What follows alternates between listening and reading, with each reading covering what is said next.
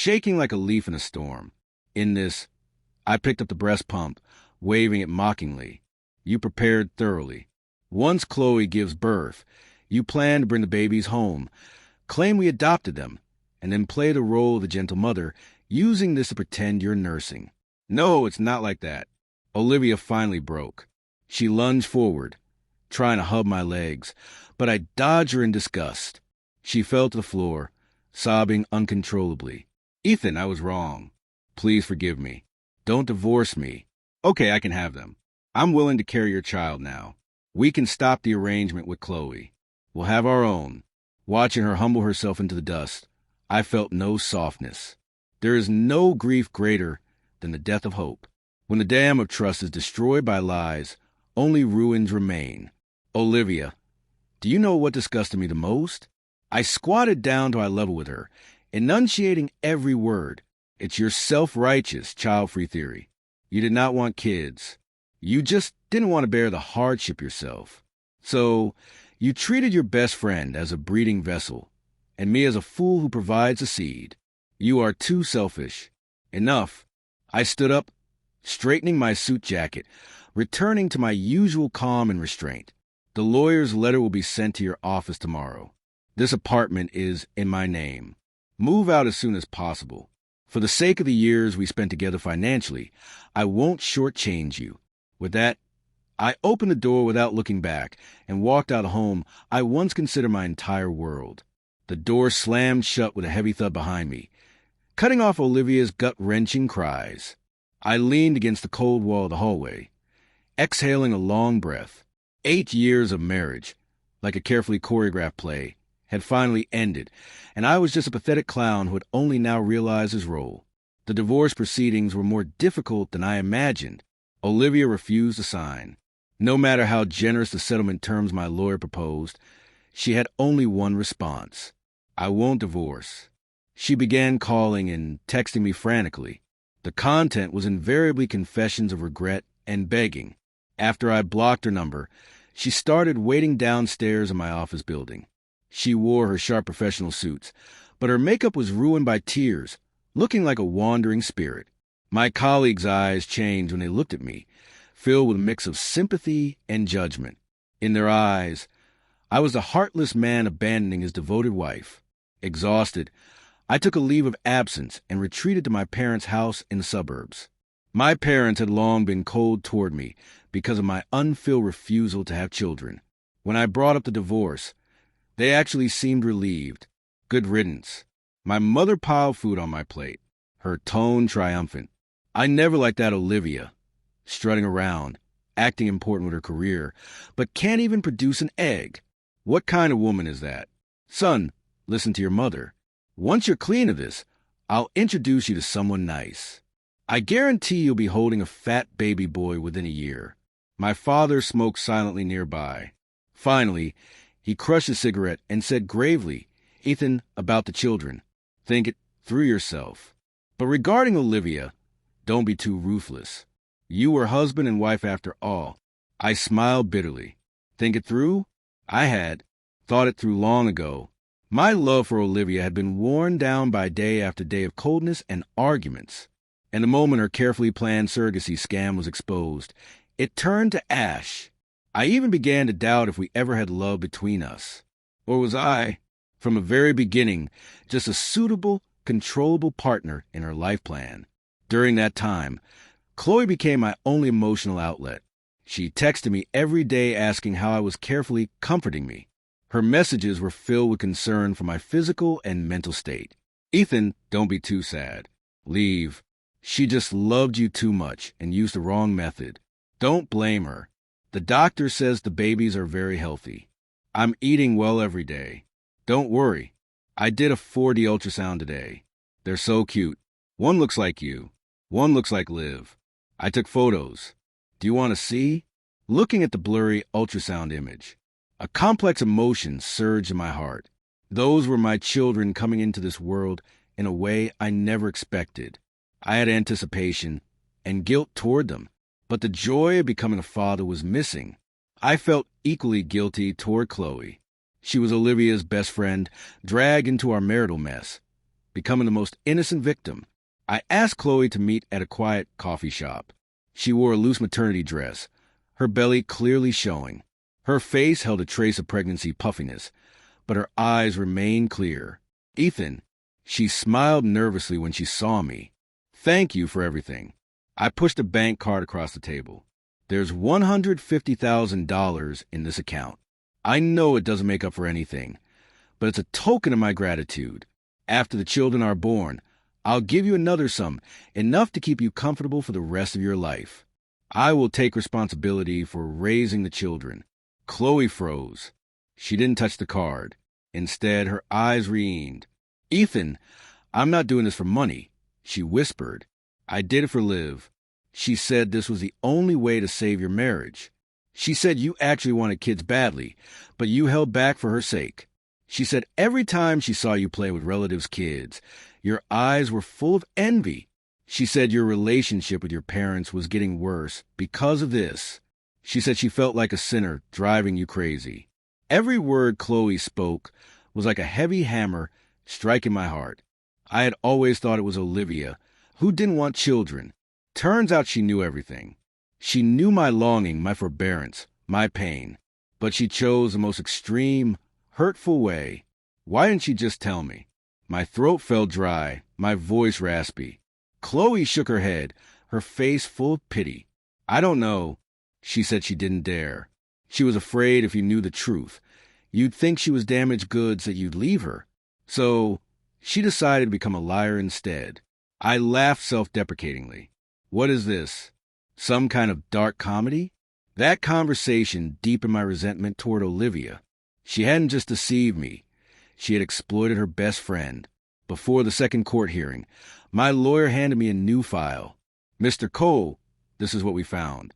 6 months ago, Mrs. Cole consulted several overseas medical institutions regarding the legality of egg donation and surrogacy." The lawyer's expression was serious. "Also, there's an unexplained transfer of nearly $450,000 from her personal account. $450,000 plus the $75,000 to Chloe.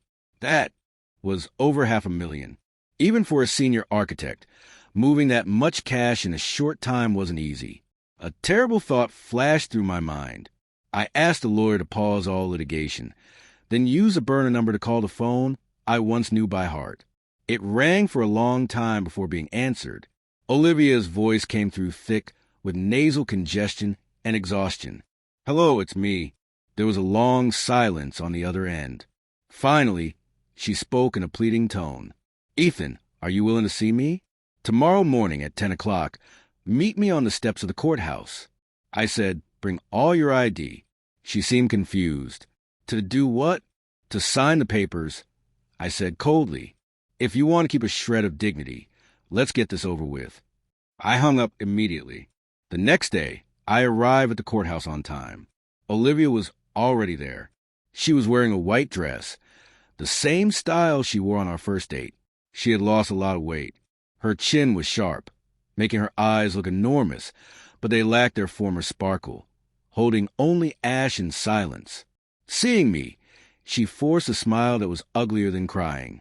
"You came." I ignored her gesture and walked toward the entrance. "Wait," she suddenly called out from behind. I stopped and turned back impatiently. "Ethan," she looked at me, tears welling up again. "Is there really no chance for us? What do you think?" I countered. She took a deep breath as if summoning all her strength and pulled a document from her bag, handing it to me. "Read this before you decide whether to divorce me." Suspicious, I took the document. It was a medical record. Patient Olivia Vance. The diagnosis section contained cold, unfamiliar medical terms. But below was a line of plain English that hit my temples like a sledgehammer. Diagnosis: severe Asherman syndrome, secondary infertility, premature ovarian failure. Note: patient has essentially lost the ability to conceive naturally. My brain buzzed, going blank. How is this possible? Olivia couldn't have children. I looked up at her sharply. She nodded, her face pale and the tears suspended in her. I finally fell. "I'm sorry, Ethan." Her voice was light as the wind. "I lied to you. The thin medical file felt heavy as lead in my hands. The date on was 7 years ago, the second year of our marriage. Why? Why didn't you tell me? My voice was shaking, not from anger, but from a sudden, massive wave of panic and regret. Olivia smiled bitterly, a desolate expression. Tell you what? Tell you that you married a broken woman. Tell you the Cole family line. End with me. She looked up, meeting my eyes, tears mixing with 7 years of accumulated grievances pouring out. Ethan, have you forgotten how your mother treated me? The first year we were married, she hinted every day asking why my stomach was flat. The second year, she dragged me to temples to pray for a son, forced me to drink strange herbal concoctions. When I got this diagnosis, I had only one thought. It's over. I didn't dare tell you. I was afraid you'd be disappointed. I was even more afraid to tell your parents. I feared they would force us to divorce. So I had to lie. I told everyone I didn't want to give birth, that I wanted to be child-free. I said children were the grave of romance, the chains of freedom. I said it so much, I almost believed in myself. I stood frozen, struck by lightning. That child-free philosophy I had resented so much wasn't her selfishness. It was her armor. It was a high wall she built to protect our marriage. Inside the wall, she endured dark pain and despair alone. Outside, she took the misunderstanding and blame from me and the world. Then why did you get Chloe to carry the baby?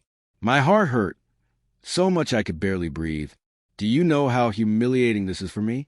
Because I couldn't hold on anymore. Olivia covered her face, sobbing. Your parents' pressure was getting worse. Every time you went home, you fought with them. I saw the exhaustion and struggle in your eyes. I was scared. I was so scared you would leave me because of this. Last year on your dad's birthday, you got drunk. You held my hand and said, Liv, why don't we have a baby as beautiful as you, as smart as me? You said you wanted a home, a complete home. In that moment, all my defenses collapsed. I want to give you a complete home. I wanted to make you happy. I researched like crazy. Then I thought of Chloe. Chloe is my best friend. Her family is struggling financially, and she needed money. I begged her to help. I told her that after it was done, I would give her a large sum so she and her family could live well. The memory of that $75,000 transfer flashed in my mind. It wasn't nutritional expenses. It was a transaction fee Olivia paid her best friend. And the breast pump, my voice was raspy. And the crib, the pump is to help induce lactation for women who haven't given birth. I thought even if I didn't carry the babies, I wanted to nurse them myself. I wanted them to feel my body heat. I want to be a real mother. Olivia choked on her tears. The crib, I couldn't help it. I bought it early. Every time I secretly looked at it, I imagined our children lying there. It done. I am sorry. I used the wrong way. I ruined everything. She looked up, her tear-soaked face showing a fragility I hadn't seen in 7 years. I was just too afraid of losing you. In that moment, all my anger, resentment, and disdain vanished. In their place was an overwhelming tide of regret and heartache. What had I done? I used the most vicious words to attack a woman who used lies to protect me. I tore open the scars she had hidden for 7 years and rubbed salt in them. I thought I was a victim, but I was the cruelest executioner. Leave. I stepped forward, reaching out a trembling hand to touch her, then pulled back. My hands had pushed her away so ruthlessly. Why did I have to hug her now? Olivia seemed to see through my hesitation. She took a step forward and grabbed my hand tightly. Her hand was cold and clammy, yet held an undeniable strength. Ethan, let's not divorce, okay? She looked up at me, a glimmer of hope rekindling in her eyes. Let's bring the children home together. We'll raise them together. I'll try hard to be a good mother. I'll never lie to you again. My eyes couldn't hold back the redness any longer. I nodded vigorously and pulled her tightly into my arms. This embrace was 7 years late. I am sorry. Leave. I buried my face in her hair, my voice hoarse. I am sorry. That day, we didn't walk into the courthouse. We walked hand in hand back to home that had nearly fallen apart. I thought that by uncovering all the secrets and lies, Olivia and I could go back to the past. I thought as long as we were together, we could piece back this life disrupted by accidents. But I soon discovered I was wrong. Some cracks, once made, can never be fully mended. Olivia and I withdrew the divorce filing. I moved back home, and we began to act like a normal couple expecting new life, setting up the nursery and reading parenting books. I told my parents about Olivia's medical condition. My mother was silent on the phone for a long time. Then she sighed deeply and said, "Oh, that silly child. Why didn't she say something earlier after suffering so much?" The next day, my mom came over with a pot of homemade chicken broth. It was the first time in 7 years she had given Olivia a genuine smile. She held Olivia's hand, spoke intimately for hours, her eyes raining multiple times. Olivia cried too, weeping like a child. Watching the two of them reconcile, the heavy stone in my heart finally lifted. Everything seemed to be moving in a positive direction, except for one thing, lodged like an invisible thorn between Olivia and me: Chloe. After Olivia's secret was revealed, Chloe's existence became incredibly awkward. She was Olivia's best friend, the benefactor, helping us complete our family. But simultaneously, she was a witness to our painful memories, a living symbol of the cracks in our marriage. Olivia proposed that after birth, we cut ties with Chloe completely, giving her enough money to start a new life in a different city.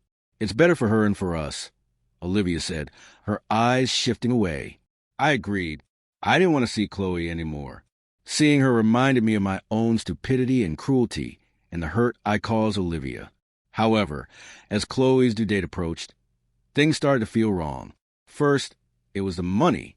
Aside from the $75,000 Olivia gave her and the $150,000 I compensated her with, Chloe started asking Olivia for money for various reasons: special prenatal tests, high-end imported supplements, sick parents back home needing cash. The amounts weren't huge, a few thousand, 10,000 at a time, but the frequency was high. Olivia transferred it without hesitation every time. I felt uncomfortable. "Liv, the money we gave her is enough.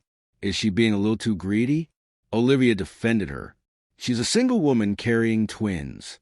It's hard on her, and her family situation is genuinely bad. Giving her a little more is a right thing to do. After all, we owe her." I couldn't argue because when Olivia said we, she really meant herself. In her heart, she felt permanently indebted to Chloe. Second was Chloe's attitude. She began contacting me directly more often. No longer the careful greetings of the past, but entitled demands. "Ethan, I'm craving spicy noodles from that place downtown. Can you bring me some after work? Ethan, my checkup results are in. Pick them up for the doctor. My legs are swollen. I don't want to move. Ethan, I'm scared being alone at night. Can you come over and keep me company?" I refused a few times, and she would cry on the phone saying how pitiful she was pregnant and alone with no one to rely on. Then Olivia would call, her tone reproachful. "Ethan, Chloe is in a delicate state.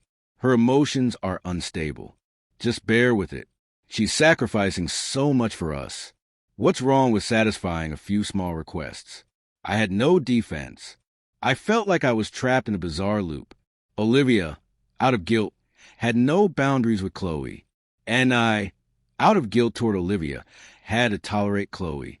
Chloe was like a black hole, constantly devouring our patience, money, and the fragile emotional bond we had just rebuilt. I started having insomnia and anxiety. My communication with Olivia dwindled. Aside from the babies, we seemed to have nothing to say.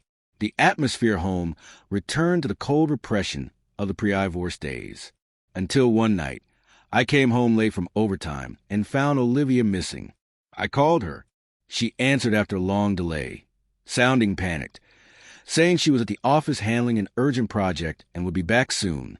Intuition told me she was lying.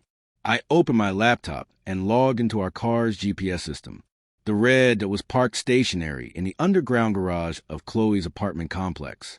My heart sank inch by inch. The next day, I didn't go to work. I went to Chloe's apartment. Olivia opened the door. Seeing me, panic flashed across her face, but she quickly steadied herself, forcing a smile. "What are you doing here?" I ignored her and walked straight inside. Chloe was lying on the sofa, eating fruit and watching TV. Seeing me, she paused, then flashed a sweet smile. "Ethan, you're here." The coffee table was piled high with expensive supplements and snacks. Next to the sofa sat several shopping bags from luxury brands. I walked up to Olivia, pointed at the items, and asked coldly, "What is this?" Olivia's face went pale. Chloe said she was feeling down, so I took her out for a bit. Took her out. I picked up a receipt from bag. The amount was 5 figures. "Olivia, do you know where that $450,000 project fund in your account came from?" After discovering the large, unexplained funds, I had asked a lawyer friend to investigate. The results were terrifying. It wasn't project money. It was a high-interest credit loan Olivia had taken out behind my back. To pay Chloe's surrogacy fee and satisfy her endless demands, she had burdened herself with heavy debt.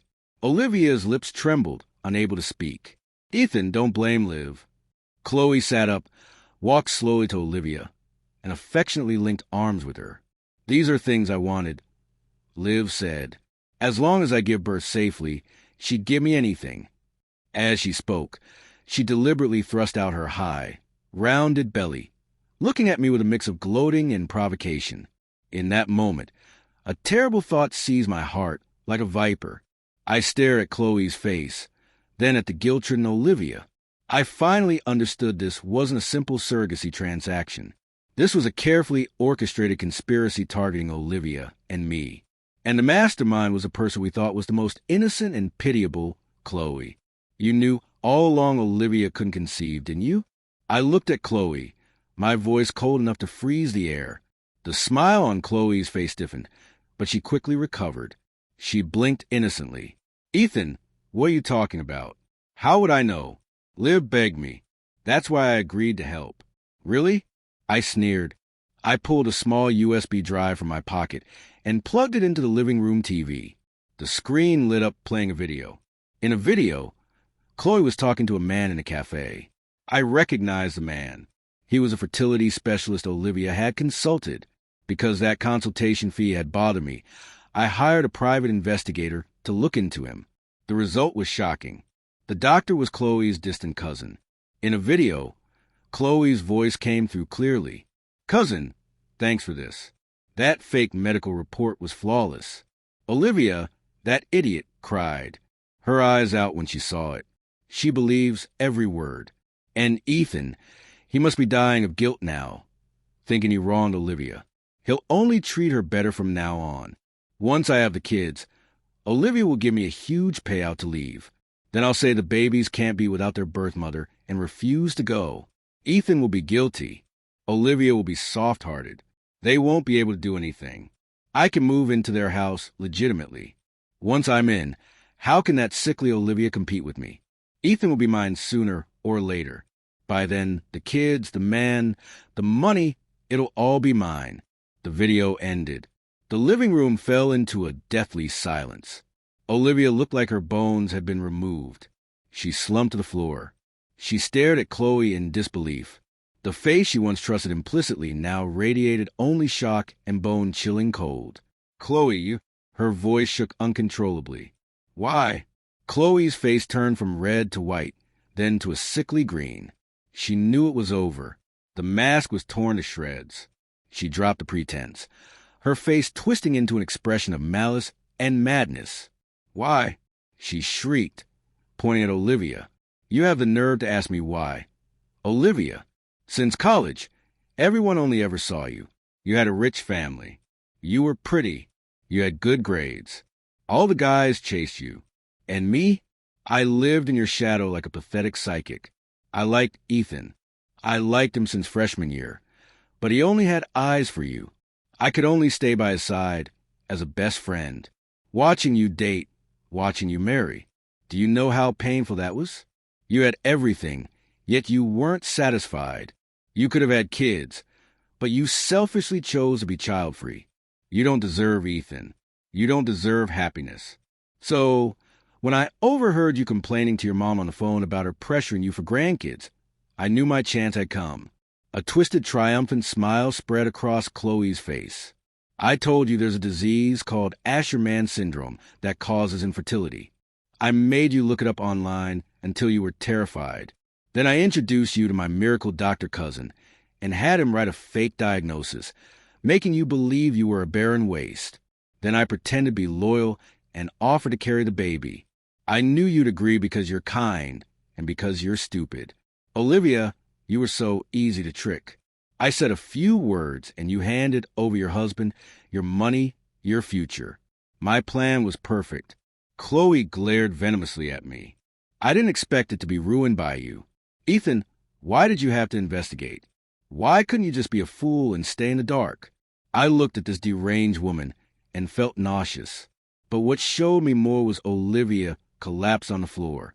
The so-called infertility was a scam from start to finish, a trap tailored for her by her best friend, and she had jumped in without hesitation, dragging me with her. I didn't know whether to laugh or cry. Our marriage was a massive joke. We almost divorced over a fake child issue. We reconciled over a fake medical diagnosis. In the end, we were like two puppets played by a malicious woman. Olivia finally snapped out of the shock. She struggled up from the floor, rushed at Chloe, and slapped her hard across the face. Chloe, you are not human. She screamed, pummeling Chloe with all her might. Chloe stumbled back, screaming and shielding her belly. Olivia, are you crazy? You dare hit me. I'm carrying Ethan's children. Those are not my children. I roared. Everyone froze. Chloe and Olivia looked at me with terror.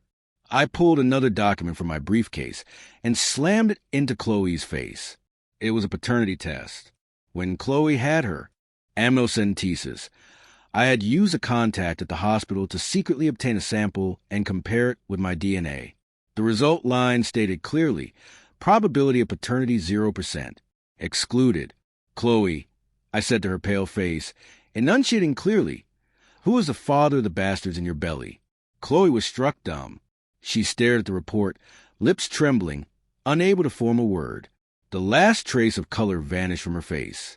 Olivia leaned in to look at the report. Then, realizing something, she whipped around to stare at Chloe's stomach, her eyes burning with a desperate madness. You the babies aren't IVF, are they? The question exploded like a bomb in the small living room. Chloe shook violently, her eyes darting away.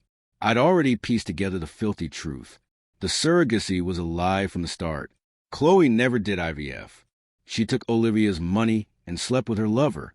When she got pregnant, she claimed the procedure was a success. She bet we wouldn't check because Olivia was blinded by guilt, and I was blinded by guilt toward Olivia. We were two hostages to guilt, endlessly satisfied her demands until she took over our lives. Who is it? Olivia's voice rasped like sandpaper. Who is the father? Chloe slumped on the floor, gray-faced, silent. It's the doctor, isn't it? I said coldly. You're good, cousin. Chloe flinched as if I'd hit a nerve. I had ordered the DNA test because the PI gave me a photo. Chloe and the doctor outside a motel. Intimate kissing.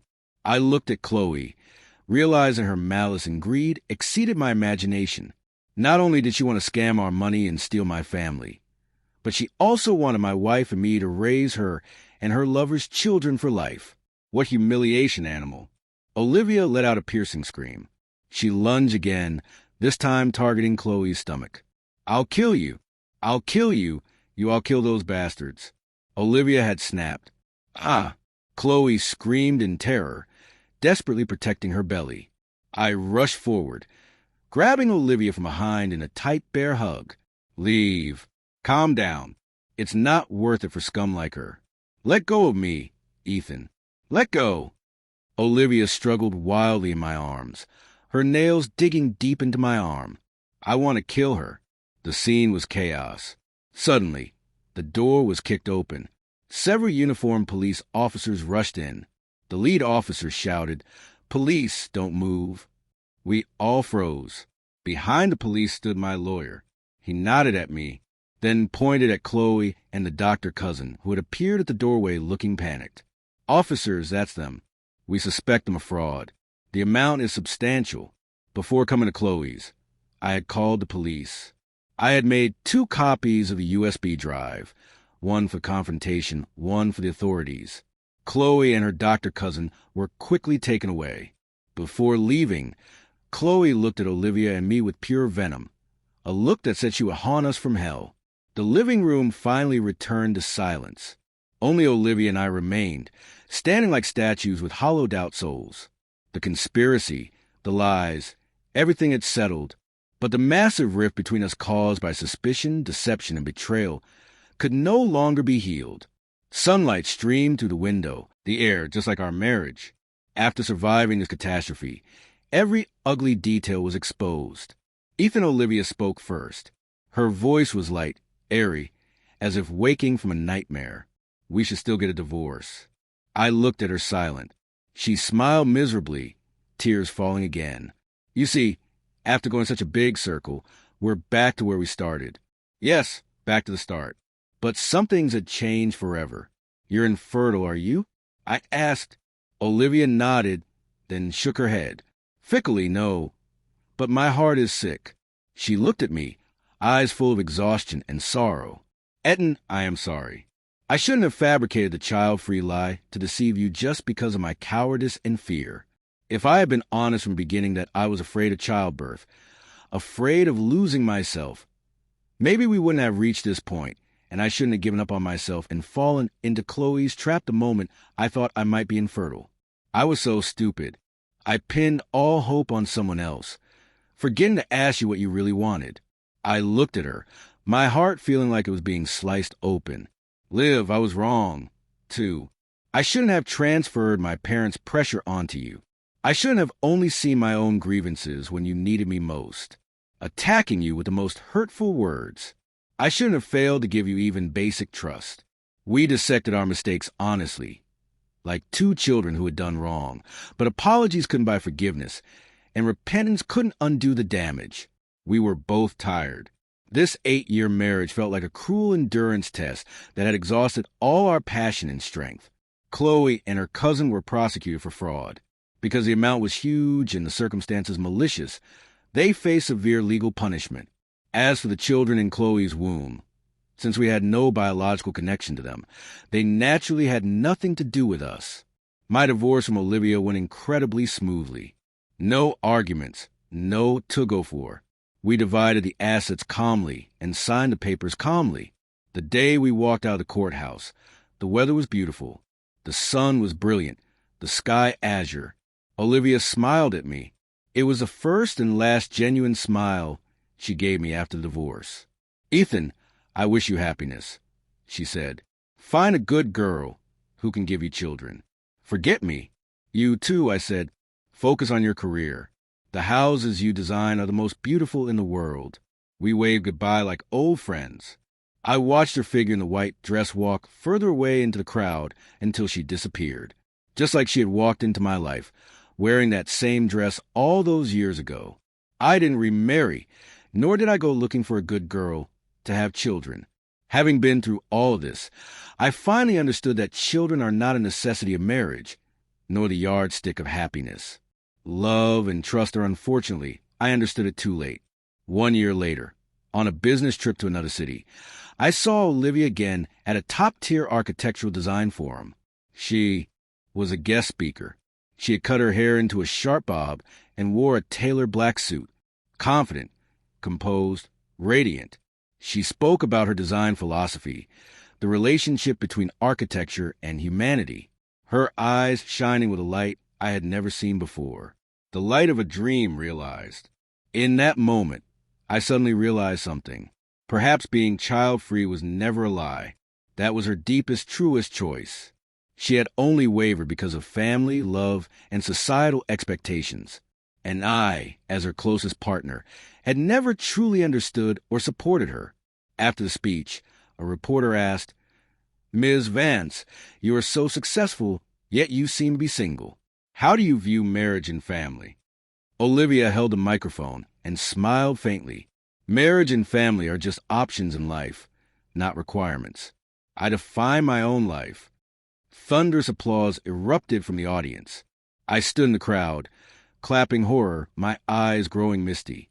Our 7-year itch, or 8 in our case, wasn't because of children, betrayal, or that absurd scam.